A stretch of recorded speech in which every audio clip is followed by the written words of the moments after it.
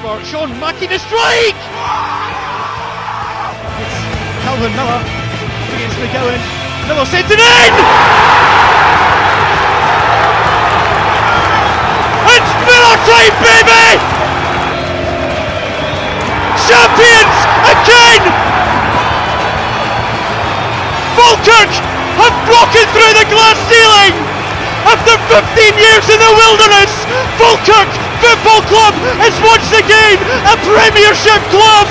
This is Falkirk Daft. With Behind the Wall, we're navy blue, are you? Last week on Falkirk Daft, we left you with the words, we don't lose, we learn, and by God did we learn. As Russell Latapy arrived back at the stadium, the magician was back, and he cast magic across that pitch yesterday as it was Falkirk 5, Kilmarnock 1, and one of the performances of the season. Hello, welcome to Falkirk Daft. I am your host, John McAnally, joined by ever as with the Ginger God of Pod, Ross Wayne.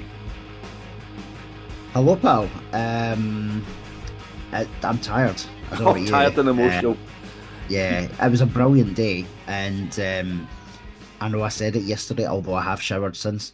I really didn't want to have to wash myself after hugging Russell Latapy yesterday. But I have. We were in a very lucky position yesterday. It was a mad day for myself and Ross yesterday. We probably saw a lot of you yesterday because we're here, there and everywhere. We were in the fan zone to start off the day, and then we had the absolute delight to welcome Russell to the fan zone. You see the picture in the background there. Chatted to him on stage in the fan zone, did a wee bit of game with Falkirk Daft in there versus. Had great, that's first time being in the fan zone, really enjoyed it. I think the setup's changed slightly now, is that right? It has. It was previously the stage was like at the side of the marquee, but now it's at the end, which is like sort of the stages in front of the huge Blue Army flag. So yeah, I think it's a really good setup now. Yeah, no, I really liked it. Really, really good. So I know I definitely encourage you getting down to the fans. It looks great as well, I have to say, with all the pictures across the wall, the big backdrop of the flag. Absolutely sensational stuff. So no, I really enjoyed that, and obviously delight to talk to Russell Latapy and touch him. So that was great. And then we were over to the Ladies' Day at the 1876 Lounge, and that was carnage. Yes, 120 very drunk or drunken women, and they were having an absolute blast in the lounge yesterday. Yeah. And obviously, eventually, when the players came in as well, they all got accosted. So fair play. Absolutely. It was a bit like, I think someone said it was a bit like, remember when we beat Hamilton and everyone was at the side of the pitch waiting for pitch invasion? Like the players came into the lounge and all the ladies were like that, just waiting. And I was just they're like, hold. I know, it was like that way. I was just like, we were started chatting to them because just kind of all the squad came in and started interviewing Henry Cartwright about the game and stuff. And I thought, do you know what?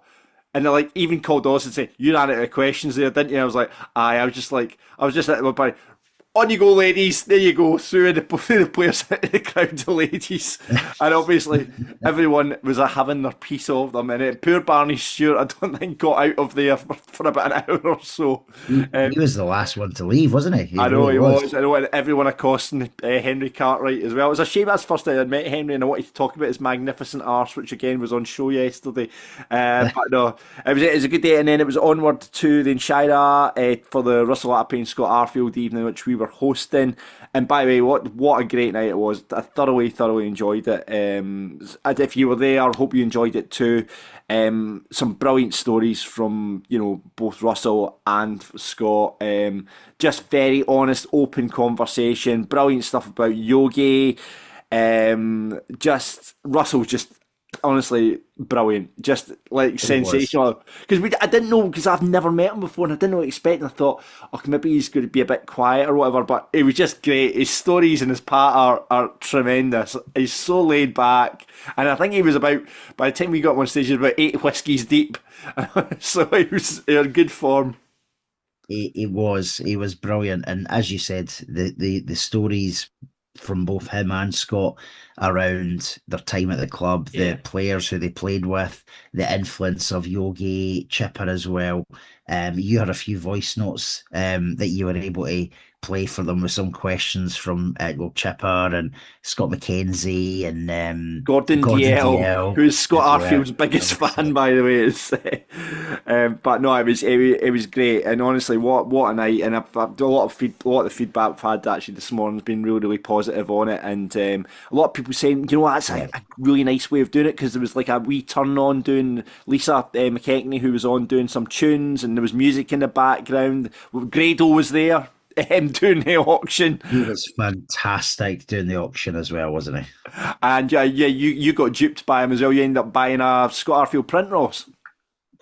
Well, it's an original painting. Really, really chuffed. A brilliant picture. I don't know where it's going yet, but it definitely. I think I'm probably going to put it up in here. I do have a little, but you can't see it on camera, so that's the only thing. I might need to play about with the room, but it is phenomenal. I got my old the only kind of top that both Russell and Scotty played on together was that 2007-8 top with the Highland. We switched back to the Highland badge to mark the 50th anniversary of the Scottish Cup one. So I got them to sign that both. So that will be getting framed and put up as well. So no, great night, really mad day for the two of us. You could probably hear it in my voice. My voice at one point was about to go because there was about 500 prizes in the raffle at Ladies' Day, and I'm just like sitting there for about half an hour reading out numbers, screaming on the microphone. So I hope if we saw you, you had a great day, whether that was in the fan zone at Ladies' Day or at the Scott Arfield and Russell Latapy night. It was great to meet a lot of podcast listeners, and funnily a lot of people listened, which is surprising. Absolutely amazing. So thank you so much for that. Brilliant. So that means we're completely winging it today, Ross. So I don't think there's club news this week. I don't think we've seen any kind of shifts in club news. A lot of rumours flying about that Dylan Tate might have signed a pre-contract with QPR. I don't know if this is true or not. It's just it's what you're hearing in the concourses at half time at the moment that Dylan is saying. Again, Craig Sibbald, rumours that if it was Dylan to go, and if he can go and I've always said if you can go and better yourself, make more money for your family, 100% do that. So if Dylan was to go, that would be a real shame, because we'll talk about his performance just against Kilmarnock in a bit. But rumours that Craig Sibbald's obviously signed a pre-contract as well, and I was hearing yesterday it could be a goer, which would be immense. If Craig Sibbald I think it would be. Oh my superb. God, that would be. We talk about Scott Arfield, we talk about Russell Latapy. Imagine Sibbs pulling the navy blue back on.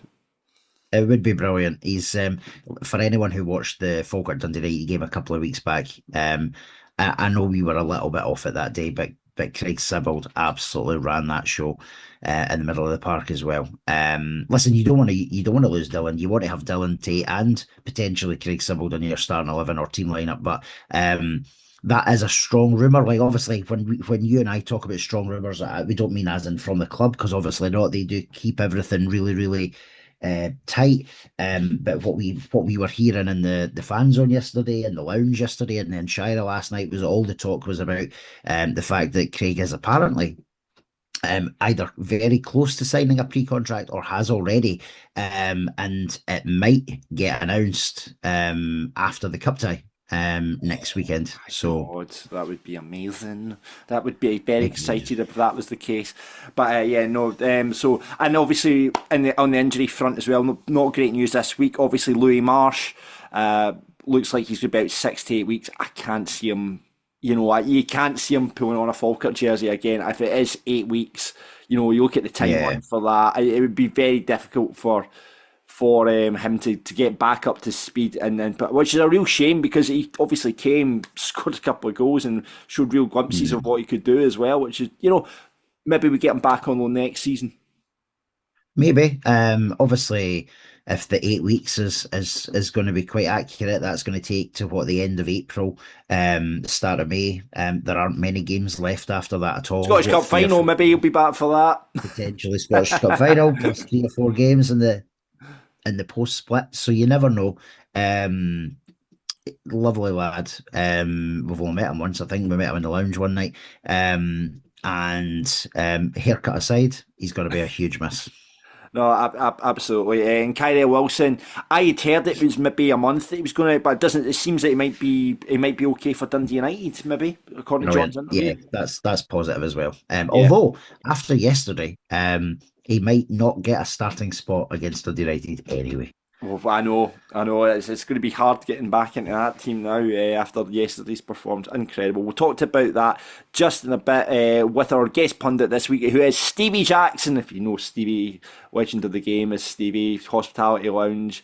Used to do it. It was back to Bairns Stevie did as well, wasn't he? He was involved with that. Yeah, he was in his time as a Falkirk fan. He has been a bus convener for the Roman Bar. He's been a fans rep on the board. He's been a huge part of the Bairns Trust back in the day as well. And for those that have been in hospitality over the years, Stevie's one of the boardroom the boardroom hosts and does a fantastic job there as well.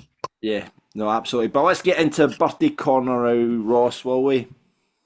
Yes, good idea, John Boy. Good idea. So we've got a few. The first one we want to say is actually a bit of a belated birthday because his birthday was on Friday.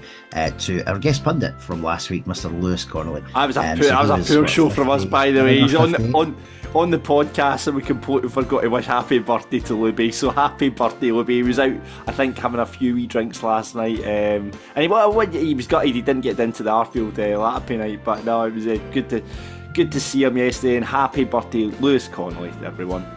Yes, happy 58th birthday. Don't look a day under it. Hi, Ross and John. I've got two birthdays for you this week, if that's okay. Can I shout out, first of all, happy birthday, Eddie Kuhn, legend of the game, dad of Kieran Kuhn, head of the Ultras. His birthday is on Friday, the 6th of March, same day as the Dundee United game. And happy birthday to Chloe as well. I'm assuming this is from Andrew Welsh, Ross. It is indeed, yes, it was. Yes, his daughter Chloe's, her birthday's this weekend as well. Yeah, so happy birthday to both Eddie and Chloe. Amazing. Hi guys, could you also wish a happy birthday to Brian Goldie? And it's his 36th birthday on the 7th of March, which I think is Saturday this week coming. And that's from Ian, Blair, Ross, Murray and Clover the Doug. Ah, yes, go on, Clover the Doug. Doug mentions, I'm all for it, you know me. And also happy birthday Evan Balfour on the 2nd of March. Evan was a guest pundit on here. The Sean Mackey lookalike like he is. I saw him actually in the stand yesterday. I just tapped on his shoulders. All right, Sean, and just walked away. But happy birthday to Evan. And that's from Wally, Harrison and Flynn. There you go. Brilliant Good stuff. And that is your birthdays for today. If you want a birthday shout out, just slide into our DMs. That would be great. Oh, I've got an update on the cricket, Ross. You'll be delighted to hear. It's all coming together. Right. We now have a date for the game. 29th of May, Stennismuir Cricket Club, Friday night, Falkirk Daft Select versus Stennismuir's social team. It's all happening. And I think we've got players who had lots of interest. If you do want to play the cricket game on the 29th of May, get in touch. We might get to the point where I might, you can be the manager, obviously, Ross. You can manage the cricket side, and by manager, sit and drink pints. Someone who knows nothing about cricket. Sit and drink pints on a sunny Friday night, which I'm hoping it will be. I'm all right with that. You know, it's the week after the Scottish Cup final as well, so hopefully we'll have sobered up by then. That would be awesome. So Dave White, who has got in touch with us already about, he's got another name for us, John, who is a huge cricketer that's involved with the Falkirk Foundation, and he tapped me in the fan zone yesterday as well. So that's another person. We've got another player for the cricket team. It's all happening. Falkirk Daft versus Stennismuir, 29th of May. I'll be in touch with all my cricketers to get the team together, and basically what we'll do is we'll just get pissed and have a laugh anyway, so it should be a good laugh. Absolutely. So thanks to John McNeil at Stennismuir Cricket Club for reaching out, and we'll have a good go of that on the 29th of May. Okay, then let's talk about Falkirk's performance against Kilmarnock. I can't wait to talk about this, and let's talk about it in the company of the main man, Stevie Jackson. Hello, John and Ross, how are we doing? Yeah, there he is. Look at him. Look at him there. We won't talk about your operation, which I think we were talking about the last time you were on this podcast, Stevie. Yes, It's all done well. Everything's fine. I'm Nothing glad talk to about. hear it. I'm really happy to hear that. If you don't know what we're talking about, go back into the archives and listen to the last time Stevie was on. Before we talk about the game, I've got to say thank you so much for our episode sponsor this week, Carpet Ways. They are a Falkirk business. Did you know that? I bet you didn't. Started in Falkirk 25 years ago, celebrating their 25th anniversary in the town. Started by Phil Kelly and is now run by his son, Phil Kelly Jr. And they've been in Falkirk for 25 years. They recently won Scotland's Best Business Award for Best Multi-Site Flooring Carpet Business in Scotland. I didn't even know that was an award, but well done, Carpetways, in winning the Best Multi-Site Flooring Carpet Business in Scotland. And you're running a brilliant deal just now, £799 for a full house deal. That's exclusive to Falkirk. What a deal, but your whole carpets are going to get done for £800. What?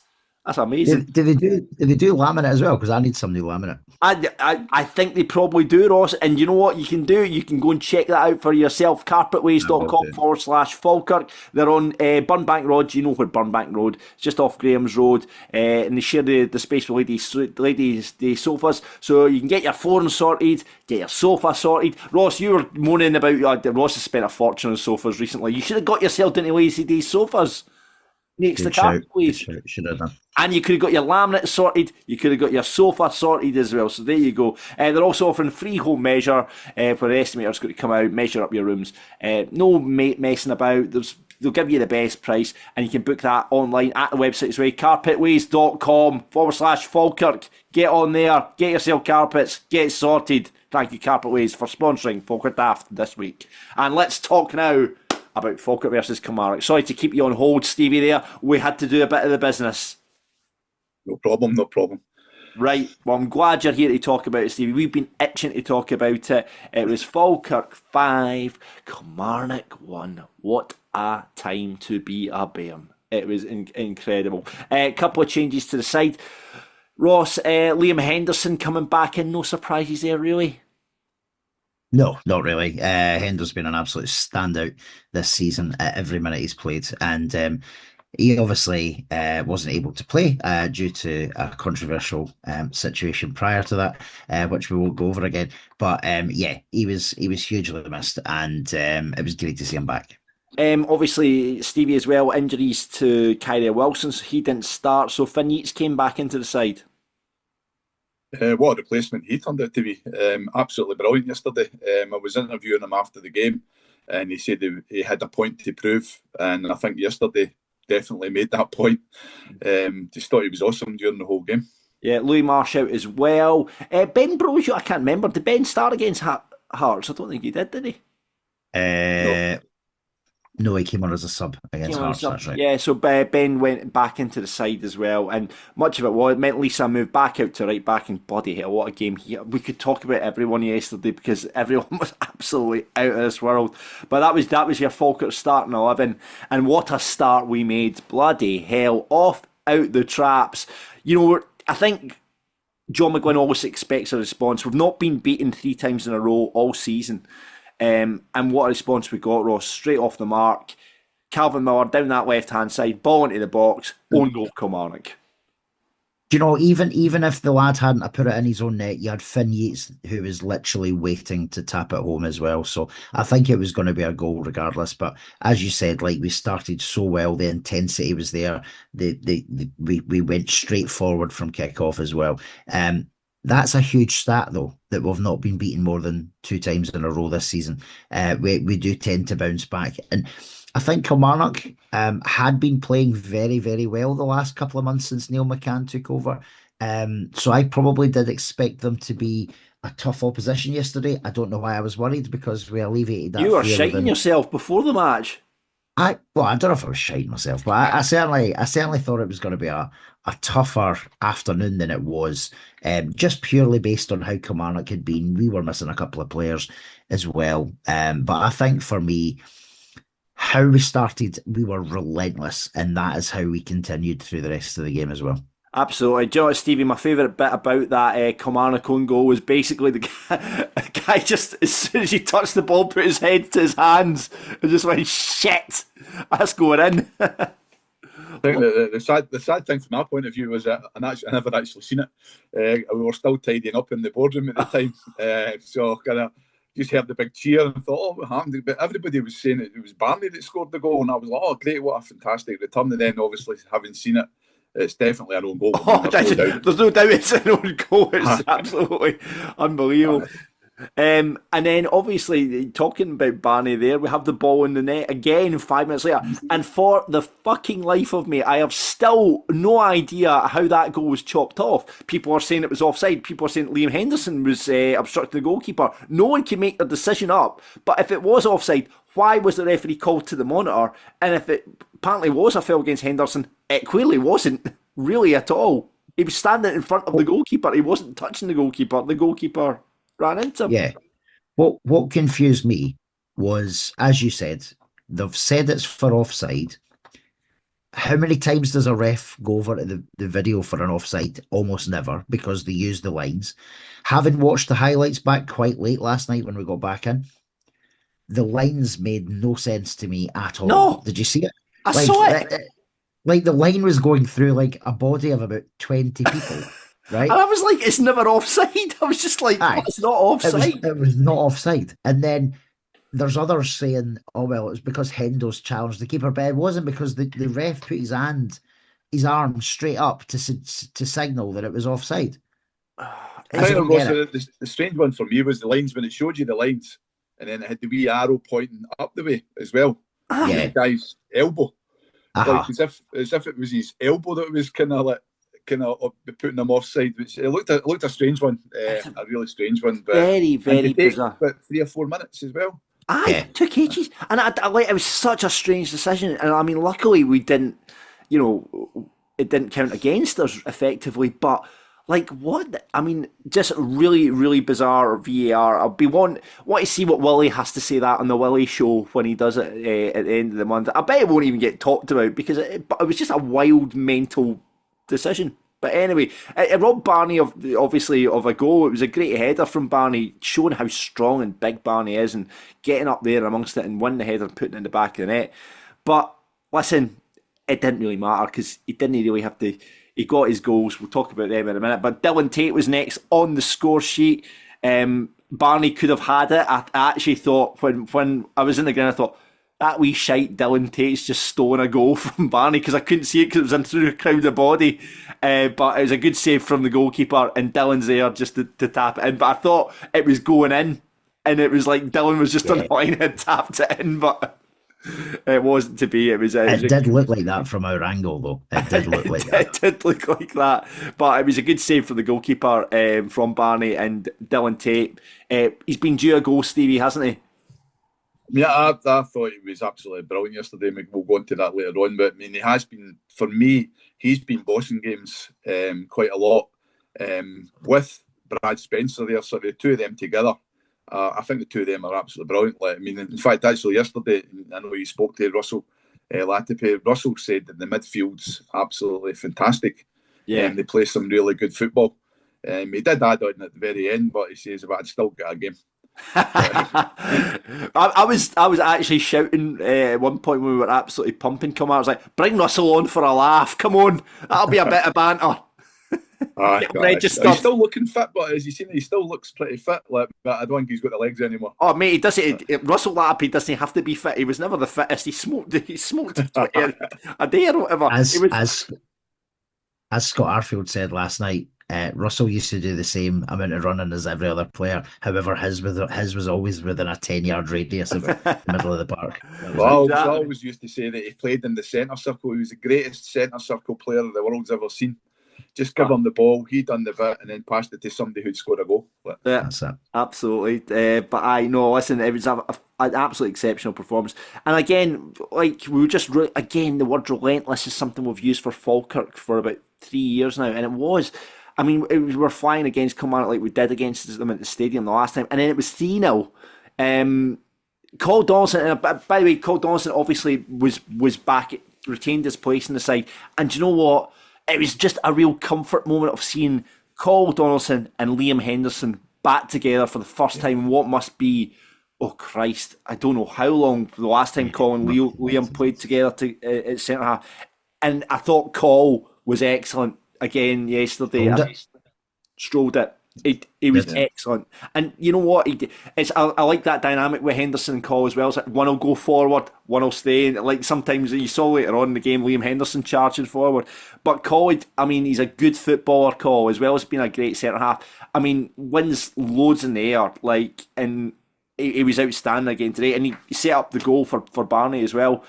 Just one of these ones that's just, he's fired the cross. It's not been floaty. It's not been one of those ones. He's just fired the cross and Barney just went bang, boom, 3-0. Was it a cross or do you I think it was a shot. No chance. That was a cross. 100% a cross. There's no chance that it was not a shot. Of course, it's a cross. You both are saying a shot. I'm going for a shot. A definite shot. Nah, no, it was a cross, man. Absolute cross. And Barney just there, and it's just delightful the way it's fallen to him. And it just went boom. 3-0. Brilliant header. Great header. My God, this boy's going to make us a lot of money, isn't he? Jesus. When you I think he's got the potential to do that. There's still one or two wee things he's a wee bit raw in, but he knows that himself. But he's got that centre forward position that he knows where to be. Yeah. And I'm sure, and I've seen a wee bit at the end with Brian Graham coming over and giving him a big hug. I'm sure Brian's helping him immensely in training, telling him where to go, where to stand. Aye, it was an interesting conversation in the stand. I don't know where you guys stand this. We were talking about it yesterday. It's like Brian Graham's got a year option on his contract. I don't know if that's with the club or with Brian himself, but someone said to me, would you keep Brian for another year? And I said, aye. And do you know why I would keep Brian? Because he'll bring Barney on with him. Yeah. Do you know what I mean? We've called it the Brian Graham learning tree. And I do think like Brian will bring players like Barney and players in that number 9, because Barney is turning himself into a right good number 9 now. You know, when you look at, say, we're getting beyond ourselves, but the Scotland setup, obviously, Lyndon Dykes is a very similar to player and plays in a very similar way to what Barney does. But, you know, Barney's got the youth, he's got time to grow as a footballer. And, you know, you wouldn't be surprised if in years to come that you see, I'm going to say it, if you see Barney in a Scotland top, he's obviously started his journey with the under-21s. He will develop, he will bounce on, and I do think Brian Graham could be a really important part in that process, I think. I totally agree. I think I too, we keep Brian on, not just for his coaching side of things, but you saw yesterday he was very close to getting on the end of a really good cross in the second half of that little flick. Oh, that little flick would have been delicious if it had went in. Yeah, and he has that in him. He's a striker who's in the right place at the right time normally, and Barney is 100% getting that from him as well.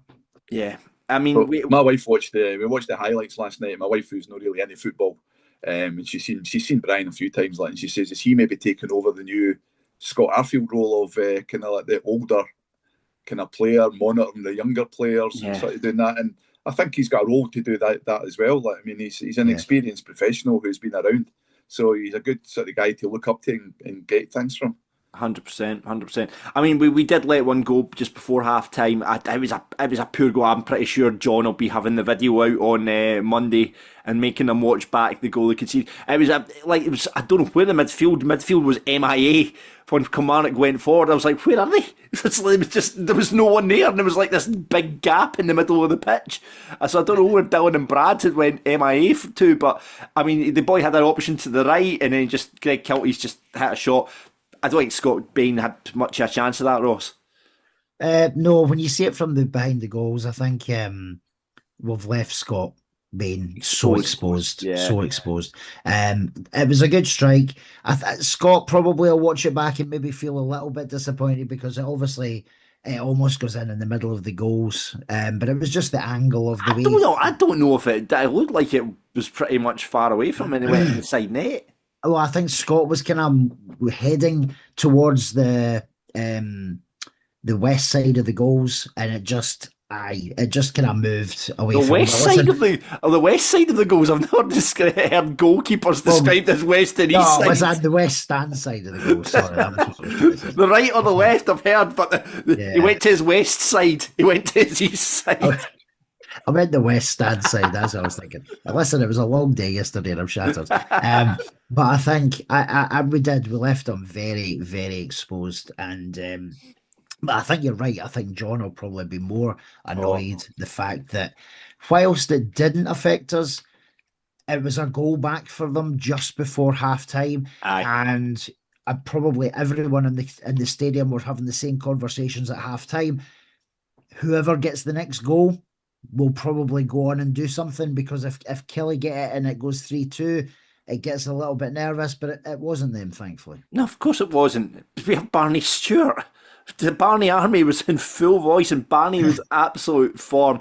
Calvin Miller, we've not talked about Calvin Miller. Obviously, intrinsic in the. I thought Calvin actually had a quiet game, and I was like, oh, he's actually set up 2 goals today. I thought Calvin was a bit on his kind of high standard. I thought that he was good, but you've got to give him the assist for the own goal, and then he gets a brilliant assist for Barney's goal. That is me going, Calvin's had he's had 2 assists. Aye, right enough. Great work from him again, down the left-hand side. Great ball in. And Barney, again, brilliant number 9 play. Great finish. We saw it against Hibs, how he's getting himself into these positions. And just, if Calvin keeps delivering, if Ben starts delivering on the other side, or Ethan, or Kyrell, Barney's going to be there to tap them home. And that's exactly what he did, Stevie. He did, man. I mean, as I said, he's turning into a real good number 9. He knows where he's to be. And again, another Brian Graham type goal, isn't it, inside the 6-yard box.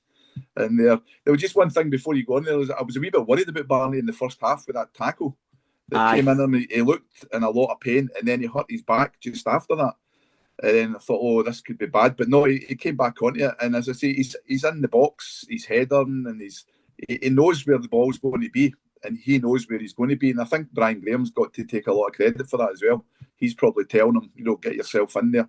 But fantastic again. But you noticed as well when they scored, they ran over to Calvin and he was giving it the point at him, he made the goal. So I don't agree with you that he had a quiet game. I think he contributed quite a bit to the game yesterday. I was shocked, Stevie C, and we'll call him out because we don't know if he listens to the podcast anyway. But Stevie Tate on our group chat says he thought Miller had a poor first half, and I'm sitting going, what am I reading here on this text message? And to be fair to him, he did eat humble pie during the second half, when after the setup of Barney's goal. But yeah, I agree. I thought, listen, Calvin did Calvin things. He's such a superb all-round player.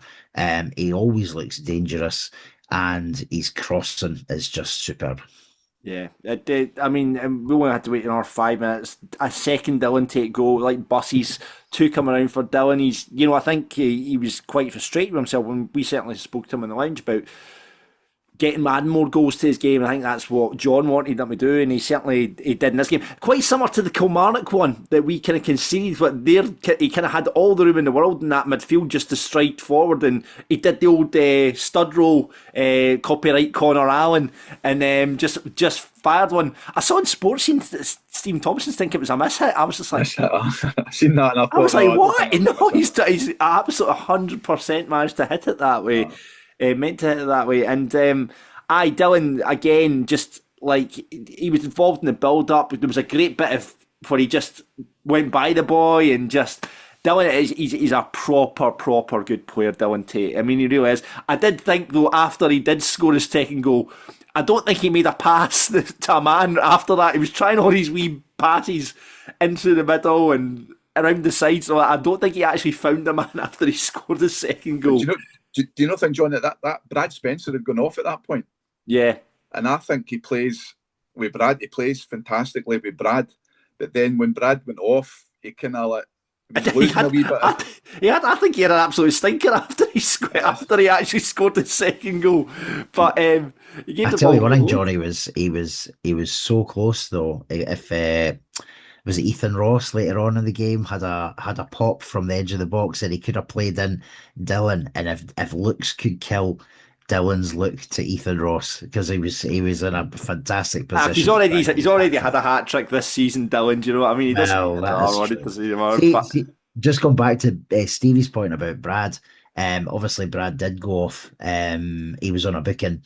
as we know. And I think we should talk about the booking because obviously I've not seen this, but I've heard. I didn't see this, but somebody said he sprayed Neil McCann with a water bottle. Yeah, yeah. So Smudger, and Neil McCann had a bit of a falling out over. I think it was Barney was down. I think Falkirk felt that the Kelly player should have, well, the refs should have stopped the game, or Kelly should have put it out. So I think there was a bit of a heated argument. Stevie Hogan. I saw Stevie Hogan. If you don't know who Stevie is he's got lots of hair now. He's had a wee operation. I've just outed Stevie in his podcast. Fuck it. But he's like, what's Stevie operational? I can't mind. But what Stevie will know, Jackson will know better. What's Stevie Hogan's full title? He's kind of like taken over. Not taken over, but he's helping out with Keith. So he's like an operations manager, match day operations manager. So he's now, instead of Keith coming down to the front, Stephen's down the front, and Keith's kind of at the back. Keith's like the overseer of everything in the match command. He's like God up there. Stephen's a tackler, as he's done before. Yeah, against Dundee, where he absolutely nailed it. Oh, Stevie used to play rugby as well, so he knows how to do that. But no, I saw Stevie having a go with having a confab with Neil McCann. I'm like, what's going on here? So Brad Spencer sprayed Neil McCann with water. Oh, but I don't think he hit him really, though. I think he just kind of scooshed it towards him, because Brad was obviously just at the side having a drink, having a laugh. He was smiling as well, because I'm sitting watching this, and then he always, it's like you take a drink and then he just went like scooshed it, and it went towards McCann. McCann's just like lost the plot and starts now marching towards Brad Spencer, who's walking away, and then obviously the ref gives him a yellow card for it. You're like, come on. There was some shocking tackles yesterday that didn't get a yellow card, yet he books Brad for scooshing a bit of water. Aye. The ref was, I thought it was okay. He was fine. He was absolutely, I don't think it was, I thought he was all right. But there was some just tackles and like the Kilmarnock were getting away. You think why is that not a yellow card? Why there was some occasions, but listen, the referee didn't have much to do in terms of, apart from that really bizarre Barney Stewart decision, which we'll need to get to the bottom of. But aye, there you go. Dylan Tate completing the 5-1. Boom. What a and it didn't stop there, Stevie, because Jesus Christ, we could have went on to win it 6-7, 8-0. Ben Brogio going through, hitting the post, and then God knows the post as well. Yeah, right. God knows how that didn't go in after that Ben Brogio chance. Like, Barney was at the back. Kel Roos had an outstanding save from Barney as well. It was an unbelievable save in that. It was actually in the first half. We didn't talk about that. The save that Kel Roos had from Barney. It was an incredible save. It was almost like one of his ones that just clawed it back off the line, you know. And then the Ben Brogio chance, Barney could have had his trap trick at that back post and try and get the ball across the line. And it was just chance after chance. And then Sayros, Finn Yates getting involved. I mean, Finn Yates again, Stevie, you were remarking at the start, you know, coming into 10, and he just offers so much energy, doesn't he? Yeah, I mean, I thought yesterday, when you're looking at a man of the match, and we'll come on to that later on, but he wasn't far away from it. There was a few of them that weren't far away from it. But yesterday he said he had a point to prove, and he felt that yesterday he did make that point. But I was saying about when he's signing the new contract, and he says he's delighted to sign a new contract as well. Like, you know, he was delighted with that. He loves it at Falkirk, and he feels he's got a lot to offer the club. And I just think he's a fantastic player. Like, he's a really, really good player as well. They're all turning out to be great players. Oh, I know, they're all brilliant. There were so many good performances on that pitch yesterday. I've got to keep mentioning Phil Weiser. I mean, Big Phil at right back is an absolute Rolls Royce of a player, and he's now quickly turning. He's quickly turned into not only the lone 11. I cannot think, and I'll be proved wrong on this, of a better right back than Phil Weiser. It is unbelievable, and I mean, Keelan's great. Keelan's really good as well, but like, he is a Rolls Royce, Lisa, and he will go on, like, mark my words. I mean, it is going to be a shame because we're not going to be able to keep him next season at all. There will be, for example, remember the guy, the young lad, it was Owen, I'm not going to say Owen Beck, the Owen Bradley, I can't remember, it was at Dundee, played left back, was a really standout performance, and Celtic tried to sign him and the deal fell away. I've got a funny feeling the same thing's going to happen to Lisa, that there will be clubs like a Celtic, like a Rangers. I don't know, but maybe he's just below that. Maybe it's a Hearts or Hibs. I don't know, because if Swansea don't fancy him, after them, even teams down south will be after them. I do think people look at his performances and go, Jesus Christ. If Swansea, it could be one of those. I suspect Swansea want to have a look at him, because there's no way we're getting him again next season, because he's just so impressive. And like yesterday, he just strolls through games. Like, he honestly just strolls through it. So good with the ball, so good at defending, puts himself about, whether that's at centre half, left back, right back. He's played right across the middle all season, and he's just a wonderful, wonderful footballer, and I can't rave about this guy. I think the biggest accolade I can give him is that if I was going for my Falkirk all-time 11, I think I might have him in at right back, because I'm going like, who? I mean, you could say Davy Weir, because he played right back when he was with us. But I'm honestly, they're kind of amazing when you think about it, because he's actually a centre half. I know. And he's playing right back. But a couple of weeks ago, brilliant at fucking left back as well. Just remember those big dags. We had the boys over for the Czech Republic. All right, yeah. And they were having a look at him as well, because apparently he's got Czech kind of like connections. And they were over having a look at him as well. And they were very impressed at the end of the game. Outstanding player. Be great if we could get him in a permanent deal, but I just don't think chance. We've got that kind of absolutely no chance. That's millions upon you. Oh, absolutely no chance. But honestly, see that dummy yesterday as well. Like, it was so sexy. Oh, joy! He's so good. He turns and gets the ball as he turns. It was just, I could watch. Oh no, jeez, we're sitting here, we're getting very excited about Philip Lisa. I said to him at the last game, I said, another man of the match. I says, you get that many? He says, I'm getting fed up with the Shire. He says, I'm doing there all the time now that somebody actually asked me if I joined. Like, that's going to get the prize for man of the match is a spaddy at the Shire. Oh, I'm there that often now. I feel like a member.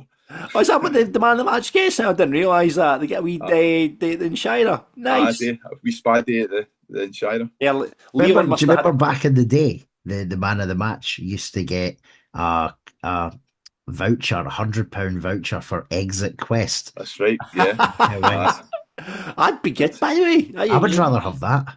They used to have some good clobber in Exit and Quest. They still do. But is that still open? Exit and Quest is still there. Class! I didn't realise that. Shout out to Exit and Quest if anyone's listening from there. Absolutely, no, it's a brilliant store. But I think no offence to the China, but I think I'd rather have that. To be honest, but that's because you can buy all your Stone Island gear for there. Well, there you go. See, for the younger players, you would think they would fancy that more than a Spade, but then you never know. Well, I think Philip Lisa certainly is, because he's been there that often this season that he's getting a wee bit fed up with it now. You could probably say about Leon McCann as well. Again, the wee man just... Now, clear this up for me. Leon, I thought, had another year to go in his contract. Everyone else is saying, summer, my God, right, get him signed up straight away. Definitely. I'm very surprised that hasn't happened yet. I think that will be soon. I really, yeah. See the way that they've gone with the contracts. I think what they do is they're all on the table. So I think what they do is it's agreed in principle, and then they just kind of wait for a right time. So, for example, if we were to beat Dundee United, which hopefully we will, maybe they'll announce something just before the semi-final as a wee kind of boost for everybody. Like Craig Sibbald, you mean, Stevie?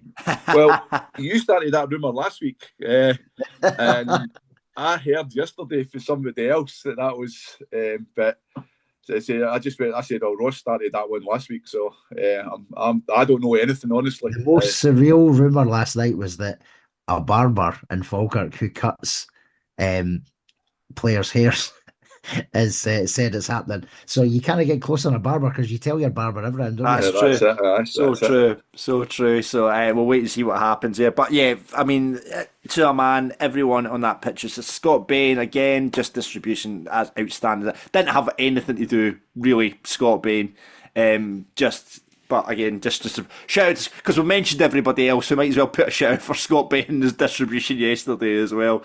But no, unbelievable, outstanding performance. Great to see it. You know, here for it. We're getting to that point now where it's like, you know, there was someone who was going to take a pumping, and it was Kilmarnock yesterday, and long may it continue. And by God, we've got that Kilmarnock monkey off our back now, haven't we? Buddy, 3 wins out of 3 this season against them. So well done to one of the Kilmarnock directors who I've been having a bit of banter with him before the game and talking about the monkey on our back and that. And he says, it's gone now. And he came in at the end of the game and he just looked at me and smiled and says, felt we were a bit unlucky today.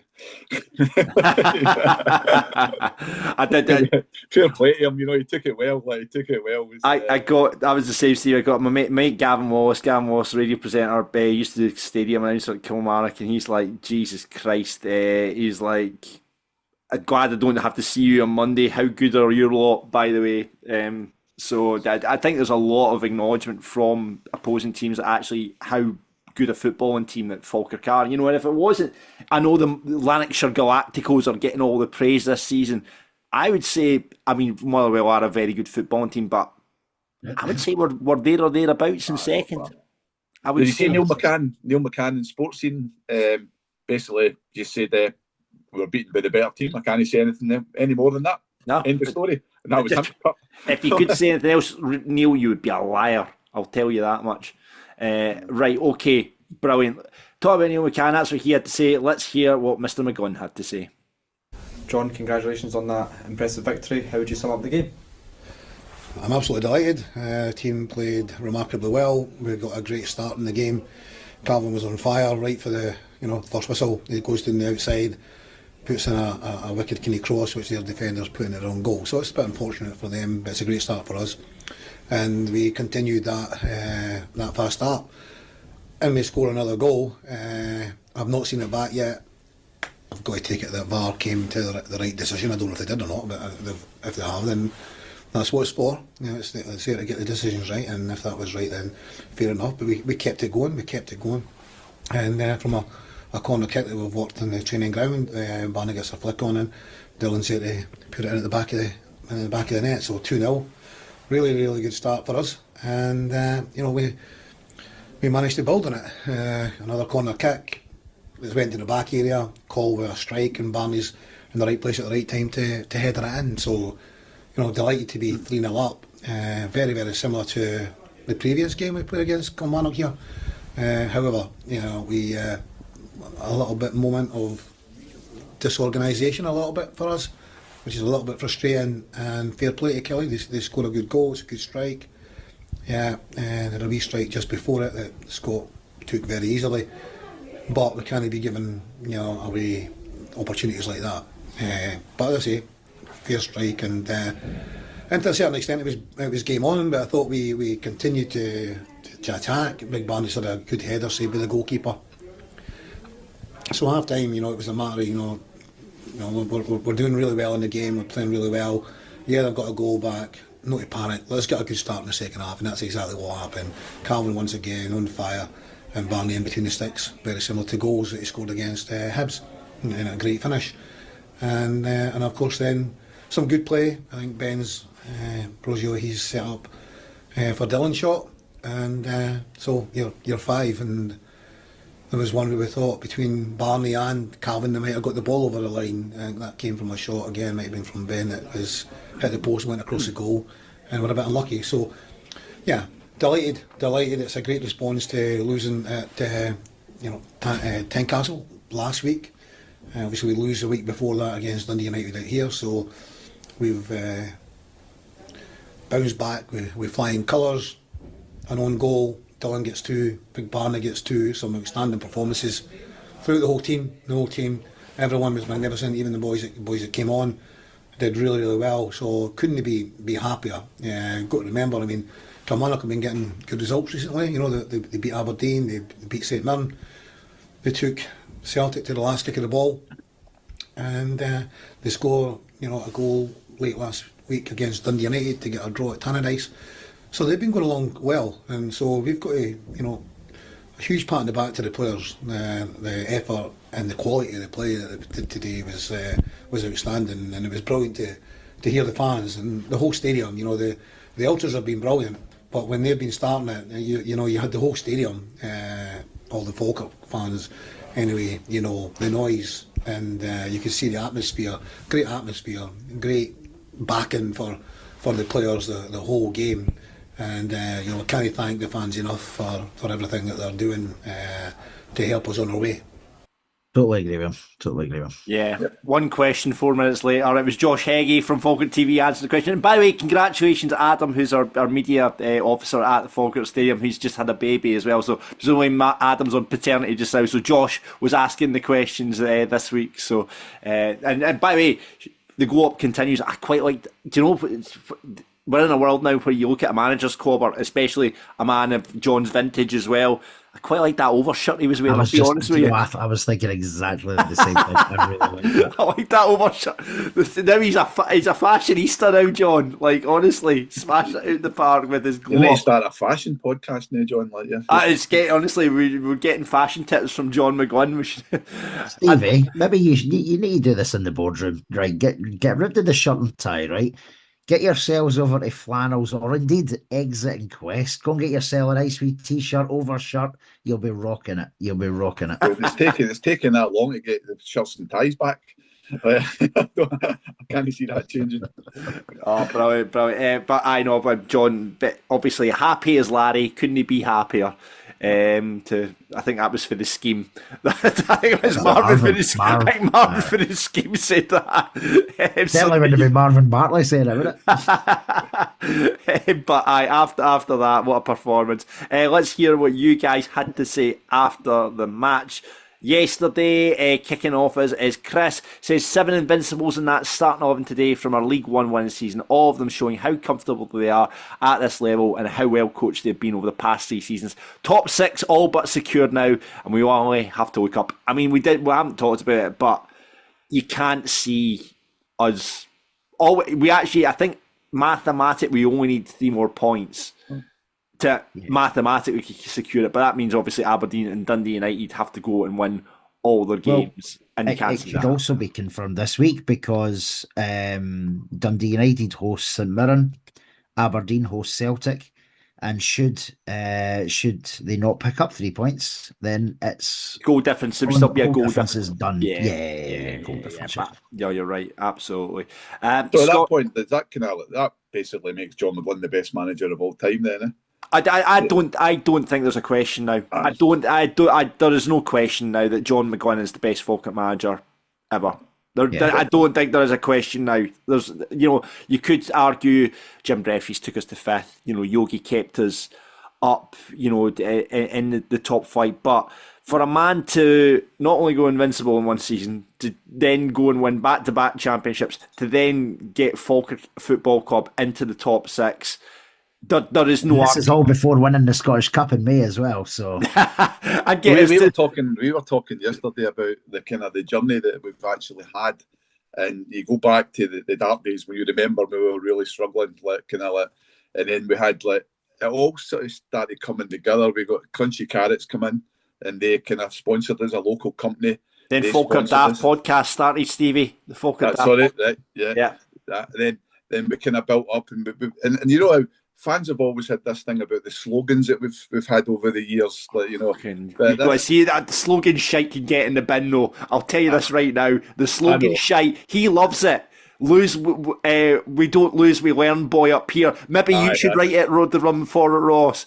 But we go together, pish it and all that. Get that in the bin. No, I think that's it. We've done it Stevie, together. did he you starting this marketing bandwagon? Love it, Stevie, love it. We have done it together. He's bang on. John, you've got to be honest. I mean, we're a fans-owned club. Jamie Swinney, you've had him on recently. He's fantastic. I think he's a great chief executive. He talks proper football, talks proper football, and everybody's just kind of together. And we're on this journey, and it's great. It's just hopefully it will keep going and keep going and keep going. But we know as Falkirk fans, eventually something's. It can't continue unless we win the Champions League. That's right. Do you know what I mean? It's just, as you said at the very start, it's a great time to be a Falkirk fan. And Scottish, we should all be enjoying it. You're right now, though, Ross, because if we've got top 6, I mean, the Scottish Cup is, I mean, it's a massive game. Thing. Massive game against Dundee United on Friday at the stadium. Because you can pretty much say top six is ours now, right? So that's it. I do think I think the Hibs have got too much in them to maybe get into that fifth position. I disagree. You said last night, we had this conversation last night, and you said, I think fifth's probably beyond us, and now you've changed your tune. I've slept on it. I think they can be got at. Right. But it won't matter because fifth only gets you Conference League. Winning the Scottish Cup gets you Europa League. So that's what you want. See, going back to what Stevie says, though, and you said it there as well, John. We've got ourselves in such a good position. We have done it together. I know you don't like hearing that, right? But we have done it together. And if you don't have a dream, how can you have a dream come true? That's all I'm going to say. God. Right? That's an Ace Club. Got a quote every week now. Is that not an Ace Club 7 song, no? No idea. Take that. I think ever had a dream come true. It's probably lyrics from us. Jesus Christ, Ross. Do you know what? Do you know what I expected from him, Stevie? I'm disappointed in you. That's all I'll say. Right, Scott says, the best display of football we've put on show for well over a decade. Another baffling VAR decision could have ruined our day, but a combination of us playing as well as we did and Kelly capitulating from about 30 seconds in made it a scoosh on the Bairns. Nice one for Scott. Paul, 5-1 flattered Kelly. Exceptional stuff, total. When the team plays like this, it's a joy to watch. Lisa was just ridiculous. Tate was class. The whole team looked, I think Paul's written this when he's drunk. Whole team looked so comfortable out there. Marvellous. Brendan, hard to summarise how good we were within this Twitter word count. Let's just describe it as a game of two McCanns. Leon McCann, Chef's Quest, mwah. Neil McCann, mwah. Get done. That's from Brendan there. Lulu says that was sexy today. That is all. The man's a buffoon. We are watching a proper team right now. This is a squad that can compete with anyone. Long may it last. Philip Lisa can go to the highest level. He's a special player. Pity we won't be able to keep him and make him our own. A special season unfolding. DM McP, Dougie McPhail. If it was 10-1, Kelly couldn't have complained. Totally dominated first minute to last. Iniesta, man of his match for his constant running, deserved the goal rather than hitting the post. Eck says, hard to pick a man of the match. Thought Yeats, McCann, Tate and Barney were at their best. As much as Cole is captain, I still rather have Hendo and Allen as the pairing at the back. Interesting. I mean, Allen is very good, and you have to feel sorry for Connor because he's just fallen outside, and then someone's got the jersey, and then the rule is they kind of keep the jersey. Calvin Miller was my unsung hero, made everything tick, says True Brit. And finally, Paddy says, we've known it for a while, but Dylan Tate is a ridiculous footballer. He'll go on to a big contract, hopefully down south next season. Just a joy to watch. Big shout out for McCann as well. Really top performance. So there you go. That's what you guys have to say on the match. It is time to nominate, and this is the hardest decision of the day. Who is our Falkirk Daft rated player? It's tough after yesterday. After what happened to him the week before, and having seen the smile on his face after the game yesterday, I'm going to go Barney. I thought he took his 2 goals very, very well. He deserved it after last week as well because he personally put himself through a bit of a ringer last week, which I don't think was fair on him. But I'm going to say Barney. Yeah, Stevie. There's so many of them. There's so many. Barney, yes, you could say for coming back after that because last week, I felt so sorry for the guy when you watched that video last week. That was so depressing. But for me, Dylan Tate was by far the most outstanding player yesterday. I thought he just bossed that home game. And I said that to him yesterday. I just couldn't take it away from him. I think he thoroughly deserved that. That means I've got the cast. Can't be I just be like primary school say like no one's going to be a loser here because I've got the cast. You're sounding Can we do? I do think after Dylan scored the second, he didn't even complete a pass after that. I will say that, but you know, it was great to see him back in the shit, and he's an amazing midfielder, Dylan Tate, and he's just raised his game. And I totally agree with you, Ross. Barney, you know, just with what he went through and put himself through the ringer last week. So I'm going to split the Falkirk Daft rated award this week, and we're going to half of it to Barney, we're going to half of it to Dylan. Does that make sense? Fair. That's fair. Aye. Right, No okay. arguments with that. Barney's first one, oh no, it's his second one of the season. Obviously got it against Hibs as well. I was going to say, you had to get it that day. Aye, Barney and Dylan's second one of the season for him. He got it when we played Rangers as well. So well done, Dylan and Barney. I'm sure this will be an accolade that you'll record this and put it on your socials. But you are the Falkirk Daft rated players of the week. Falkirk Dafty, have we got one? Because I've got one. What's your one, John? So, Stevie, I'm going to talk you through this scenario, right? Because I was raging, and I was raging specifically on Ross's behalf, right? And I hope this guy's listening to this podcast. We won't out his name. Do you know his name, Ross? No. Right, fine. Anyway, so last night, myself and Ross were hosting the Scott Arfield and Russell Latapy night. Everyone had a great time, I think. Pretty much everyone enjoyed it. Feedback was lovely. Brilliant stories from both Scott and Russell. Everyone kind of laughing along, having a drink, enjoying their meal, enjoying the music, you know. And then at the end of the night, so we've been working all day, knocking our pan in, running from here to there, everywhere. And this guy at the side of the stage came up and had a go at Ross for not asking his question when we did the Q&A. Now, I'm sorry, sir, right? So, but he had a right go at him saying, you're just like, what was his words to you? I'm a bit of a politician, choosing which questions were asked, and that was the long story. Basically having a go at Ross, right? And he kept in Ross's ear 5 minutes. Now, I missed this whole thing, right? But if I had caught this whole thing, I would have went through him like a ton of bricks. Now, sir, he did say to you, Ross, what? He said, I won't be listening to... Oh, yes, he was a listener, but he won't be listening going forward because he's disgusted. Well, I'm glad for once, sir, that you don't listen to this fucking podcast. Now, here's a couple of things. There was 200 people in that room last night, over 200 people, right? Everyone's asking a question. We only have a limited time. We do not have carte blanche to talk to 3 o'clock in the morning asking a question. And do you know what? I filtered through the questions, and your question was probably shite, and thus it was not asked on the night. Okay? So, next time you come up and offer constructive criticism, I will gladly accept constructive criticism. But to go after someone has been boxing their plan in all day and then coming up and having a go at them, fuck off, mate. I hope you don't listen to this podcast. Fair to say you're a wee bit upset there, John.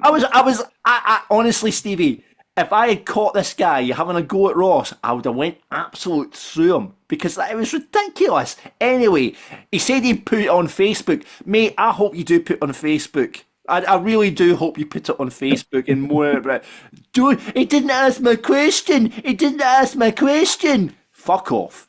Anyway. There we go. Falkirk Daft of the week. That guy at the side of the stage last night having a go at poor Ross. Go away. That's it. I don't think you can say any more than that. There we go. Thanks. I've got that off my chest now. Fabulous. You can relax now. You can relax. Absolutely. Listen, I've got to say before we get into Falkirk Daft Versus, thank you very much to our sponsors, the Falkirk Football Fans and Training. Get down to the stadium every Wednesday, 8:30 to 9:30. They've got the Elite Academy and Legends section, Overs 50 section as well. Stevie, you interested in getting involved? I don't think I could do that. I retired when the strip didn't go over my belly. That's good. I'll pack that in. Listen, you can get fit, it can help your mental health. And Stevie, you would have seen the boys in hospitality. They're never out of hospitality, the boys in the T8s. Yeah, good. Great bunch of lads. Get involved with them. We'd love to see you down there Wednesday, 8:30 to 9:30 with the Falkirk Football Fans and Training, and we appreciate all the guys there. If you want to get in touch, the link is below. You need to be over 40, no ex-pros, obviously. Imagine if you turned up at the Falkirk Football Fans training or something like Crunchy there or something like that. But get in touch with either Ian or Willie. The link is in the bio, and it'd be great to see you down at the stadium every Wednesday, 8:30, 9:30. And I alluded to it there, Stevie. We're going to do Falkirk Daft Versus. We might have written the back of this show in the back of a fag packet, but we still have Falkirk Daft Versus. And you are going up against Ross. Okay. Right. I'm nervous about this one because Stevie has You said that the last time against me and Alan and you beat us. Stevie is pretty decent, I have to say. No big build up, no big build. Right. Okie dokie. And it is a Russell Latapy themed quiz as we celebrated the magician back at the stadium yesterday. It was honestly so good to see him. So good to see him. Such amazing stories. I loved him. Loved him. Right, okay. Question number 1. Are you ready? Yes. What Portuguese club did Russell move to first? When he moved from Trinidad and Tobago, what Portuguese club did Russell move to first? He played for 3 Portuguese clubs, but what was his first club? Try to remember if this came up in last night. It actually did come up in conversation. Oh, cheating. I get questions for last night. See, be fair, this is actually back towards Ross because we've been doing research on Russell all week for the last night. Right, okay. And I think Scott Arfield made a joke about this last night, so this is why I'm going with this one. Stevie, what you going to do? Go for I it. thought Porto. Porto, Ross. Did he say last night academical? It's academia, but I'll give you that. I'll give you that because Scott made a joke saying Hamilton Academia, but no, it was Academia. That was his first Portuguese club before moving on to Boa Vista and then Porto. Or it was Porto then Boa Vista. And like we were looking last night, we were doing research. I didn't realise he played under Bobby Robson, and he was the first Trinidad and Tobago player to ever play in the Champions League. Good Russell Latapy facts that. He played with Peter Bayer and Rui George. It's like, what? I know, because you would assume it would have been Dwight York, wouldn't you? Yeah, exactly. And you say he did talk about Dwight and how he was raging at that fact as well. So, it was good chat. So Academia 1-0 Ross. Next question: who did Russell play against in World Cup? He played 1 game at the World Cup, but which country did he play against? Stevie Jackson, I think, might know this. He didn't play against England, but who the hell?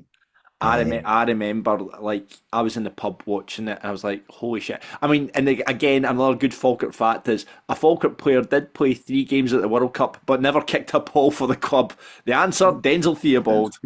I love that stat. I love that stat. But who did Russell play against in the World Cup? Played 1 game. You written some down, Ross? I haven't, but I'll do it now. I think it's wrong. Right. Stevie, you got an answer? I should know this because I got the 3 programs, and I got the 3 programs, and I got them for Russell as well. And Russell gave me his top, one of his tops, the team that he played against, and I can't remember. Oh wow! I thought it was England, but no, it's not England. No, but I can't. I'm trying to think of the other 2 teams. And I remember screaming like, "Bring Russell on! Bring Russell on!" Denzel Theobald, Mark, and David Beckham. Wild. No, sorry. Martin Ross, what you written down? It's not right. I've went with Holland. It was Paraguay. Who was the other game against? Sweden. I thought that's Sweden. Right. Because big Zlatan was playing as well, and you think, fucking hell, imagine if Russell Latapy got on against Zlatan, 2 of the greatest ever play the game. That's one of the things that, in the Heritage Trail, we've got the International Lounge, and players that have played for their club will get a board. Yeah. So we're going to have one with Denzel Theobald. Although he never actually played for Falkirk, but he got caps for country while he was a Falkirk player. Amazing. Right, question number 3 then. 1-0 to Ross. One other Trinidad and Tobago player has played for Falkirk, Denzel Theobald, as we've said, didn't play for Falkirk. Can you name him? One other Trinidadian has played for Falkirk. Can you name him? But it's played for Trinidad. Yes. Yeah. I hope there's not more than one, but I can only think of one when I wrote this question. You written down an answer? Yeah. I'm hoping he was Trinidadian. I can't remember now, but I'm hoping he was. Stevie, what's your answer? Colin Samuel. Oh, fuck. Shit. There's 2. There's 2. I'll give you that. What have you written down? I went with Raheem. That was the answer I had, and I totally forgot about Sammy, so that's it. 2-1. So there are 2 other Trinidad and Tobago players that have played. How can I forget about Colin Samuel? And by the way, kudos for Ross for getting Brent Raheem. That was a good one. Super. So Stevie got a point there as well. Stevie, you both get a point because I'm a fanny. 2-1 there. There you go. I can't believe I forgot about Sammy. Obviously, remember that hat trick against Hearts because I watched it. It was great. Right, okay. 2-1 to Ross. Right, it's a 50-50 ball then. Who did Russell play more games for? Was it Hibs or was it Falkirk? Hibs or Falkirk? Write down your answer, Ross. Games for? Yeah. Right. Right, brilliant. Okay, written down some. Stevie, what are you going for? So I was talking to Russell yesterday about that, and he was at Falkirk for 5 years. So Yeah. I'm going to go Falkirk. Ross. I've said the same, but for a different reason, because I'm sure he mentioned in the fan zone that we were the biggest team. The most games he had ever played for any team. I think Falkirk is the correct answer. 3-2. Final question. Need Ross to buckle on this one. Stevie, Ross, you just have to get the answer correct. Who is Russell the current assistant at? Who is Russell the current assistant manager at? No idea.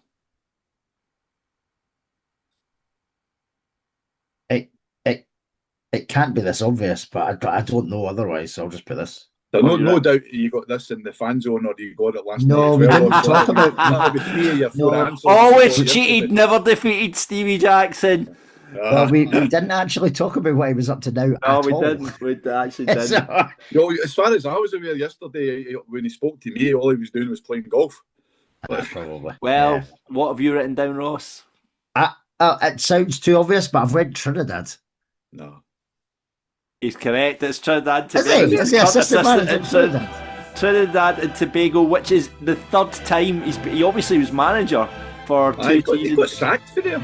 But then he went back as assistant in 2017, and then he went back as he's current assistant from 2024. According to the current facts I've got in front of me, I didn't realise as well he was the manager of Barbados for 3 years. Yeah, I knew that. What a gig that is! What a gig that is!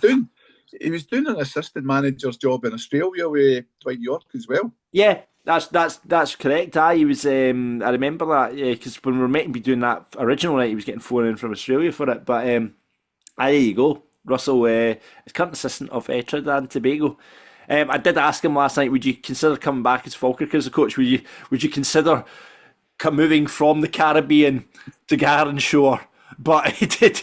He said he said he wouldn't mind coming back, So he said to me that if we get to the final, he'll come back for the final. Well, he'll come back for the final. Hope so. That'll be good when you and John can lead the team in the final. As mascots. 4-2 win for Ross Wayne, Stevie Jackson. My apology. It was stacked in his favour this week. To be fair, I'm taking that as a 2 each draw. That's fine. That's fine. Listen, Stevie, thanks so much for joining us on the podcast this week. Really appreciate your time. If you're heading to hospitality, go into the boardroom and you'll hear the same old stories from Stevie every week. Every week, without fail. Get yourself a glass of champagne and listen to Stevie tell you about all the trophies that we've won. So you can do that. If you're signed up to hospitality, get yourself to the boardroom and say hello to Stevie. All right. Thanks very much, guys. Thank you. Appreciate that. Cheers, Stevie. Thank you. This is Falkirk Daft. With Behind the Wall. Stay local. Eat and drink global. Thanks very much then to Stevie for going over the game with us, and what a great game to go over. Brilliant. Loved that. Absolutely loved that game yesterday. And that's almost us done for this week's episode of Falkirk Daft. But we've got to go and say thanks very much to Behind the Wall. Russell was talking very highly of Behind the Wall last night on stage at the Arfield and Latapy night, because we did ask the boys, you gutted that Rosie's isn't open anymore. And then I think one of the questions from the audience was, what night did you prefer in Rosie's, Thursday or Saturday? What a sensational question that is. What were you, Thursdays or Saturdays in Rosie's? I was a Saturday kind of guy. I never really went up on a Thursday because I was a student. Oh no, I think we did both for a couple of years in our later years in high school and stuff. The Rosie's double. Did you go to the Unders at Rosie's?